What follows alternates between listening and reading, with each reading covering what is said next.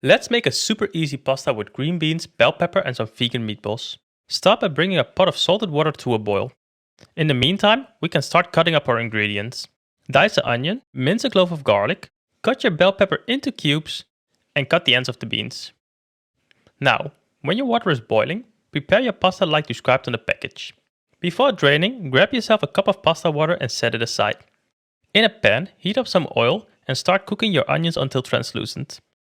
Then, add your garlic to your pan and cook for another 30 seconds or so. Add your bell pepper and green beans and continue cooking for a few more minutes. Now, add your meatballs, and because I'm using already prepared meatballs, I only need to heat them up. Deglaze your pan with your sugo and add some of your pasta water. Cook for around 5 minutes on a low fire and add water if needed.